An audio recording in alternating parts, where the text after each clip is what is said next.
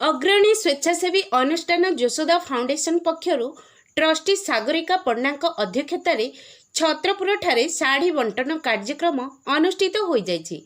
एही कार्यक्रम रे पूर्वतन विधायक अशोक कुमार चौधरी, शिक्षाविद कृपा सिंधु पंडा, स्वाभिमान स्वेच्छासेवी संगठन सभापति तथा युव सांबादिक प्रशांत कुमार महाराणा, संपादक संतोष कुमार साहू, सह संपादक जितेंद्र कुमार नायक और साहाय्य होप ऑफ लाइफ अनुष्ठान जिला संयोजक अभिषेक पंडा प्रमुख जोगदे स्थानीय ब्लॉक अंतर्गत पाटपुर ग्रामर 11 जन महिला मानकु साड़ी प्रदान करथिले।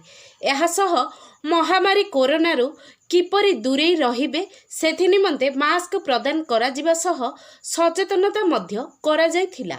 समस्त कार्यक्रम ट्रस्टी सागरिका पंडा, सुदेशना साहू और पुष्पांजलि साहू परिचालना करथिले।